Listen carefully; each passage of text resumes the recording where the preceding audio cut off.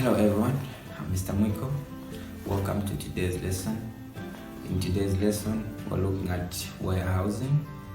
Still looking at warehousing, and I'll continuing from the previous lesson.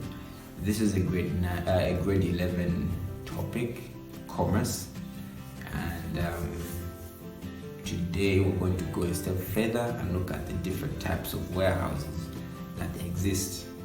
Okay, so the objective is how to identify the different types of warehouses. The success criteria is that you're supposed to explain the different types of warehouses that exist. Okay, so without wasting too much time in this lesson, let's look at the different types of warehouses. So before I can even go into details of these different types, just take a moment to pause the video and think for a second to say, okay, how many types do you think you've come across? Because we see these things everywhere, around Kapiri, around Zambia, around the world. We see some sort of shelter. So just take a pause and think for a second how many you think you might have seen around your area. All right.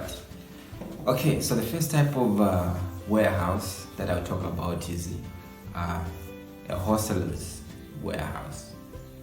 So a wholesaler's warehouse is basically these are the most common types of warehouses that exist, because in each and every town or district there is a warehouse, there is a wholesaler providing services to retailers. So these wholesalers buy goods in bulk from manufacturers. So for them to have access to different variety of goods from different manufacturers, they need a place where they can store these goods. So they have their own shelter where they put all these different goods from different manufacturers. I'll give you an example. Here in Kapiri, we have wholesalers like Sunshine. Sunshine sells different brand products. You go there, you buy Boom in bulk. You go there, you buy Chico biscuits. You go there, you buy Mojo drinks in bulk. So all these drinks and these biscuits and these washing pastes and powders coming from different manufacturers have to be kept somewhere.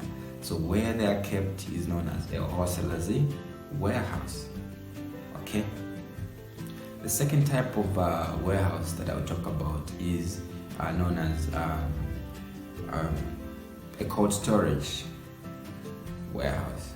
So a cold storage warehouse is simply like the term says. So the other term that you can use for cold storage warehouse is temperature controlled warehouse. So cold storage warehouses are those that have some heating or some sort of like freezing mechanism put in them. Why do they do that? It's because they want to keep the temperature as low as possible or as warm as possible for different activities to take place. Say for instance, they want to store products like milk or flowers. Those usually need environments that are a little bit below so that they don't go bad. So for them to do that, they will need a freezer. So cold storage warehouses usually have freezers that control the temperature, so that even if it's 30 degrees outside, inside it would be 0 or even below 0 degrees, so that those products which are kept in there are not perished. So usually cold storage warehouses, in short, are used for perishable goods, those goods that will usually go bad very quickly. Okay, the next type of warehouse that I will talk about is a manufacturer's warehouse or a depot. So a manufacturer's warehouse is usually very big and clunky, yeah, if I may use that word. They're basically used for raw materials and spare parts or machinery, equipment, and all those things that the manufacturer needs to aid their production. So an example of a manufacturer's warehouse or a depot is, I would give an example. The best example I can give is FRA storage sheds for maize. Those are storing raw materials. Which raw material? The maize that the FRA is buying from farmers. If you go to commercial farmers, you find them in Mukushi, in Samba there, Chibombo area. Yeah. So those usually store things like fertilizer, things like seed, things like tractors and the like. Things that the farmer will need to carry out their production, or things that the farmer is getting from the production that they've done. Okay, no wonder I said they're very big usually. Okay, all right. The next one that I'll talk about is known as sea or airport warehouse. Okay, so sea airport, meaning this type of warehouse is usually found at an international airport or at a port or harbor. Okay, so these type of warehouses are usually used for storage of goods that are in transit. So in other words, they usually facilitate what is known as intra-port trade. Okay, so these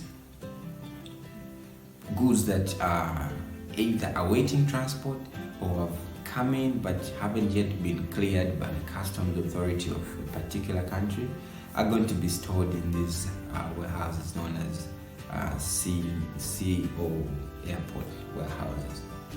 Okay, I hope that's clear. Then the last one, not the least, I'm sure there are other to come up with if you did even further research. Is known as bonded warehouses. So bonded warehouses, these are a type of warehouses that are usually found where there are customs and excise authorities. So in this case, when I talk about customs and excise authority, I'm talking about in Zambia, I'm talking about where you have ZRA offices. Okay, so usually ZRA offices are found in almost all border entries, I would hope anyway. So mostly bonded warehouses are used for storage of dutiable goods. Those goods that are coming into the country or leaving the country, but duty has not yet been paid on those goods. So those goods are going to be put in a warehouse known as bonded warehouse. Okay, so these bonded warehouses are very, very helpful because they will help the person that is dealing with the same goods to actually even look for customers while they are in those while the goods are in that warehouse. They will help you to have that security because you know to say the goods are going to be protected from the elements as you go about looking for that money. All right. Okay. So there's a worksheet that is attached to this work to just better make you better understand what we've talked about today. I hope this was very helpful. Until we meet again, see you next time.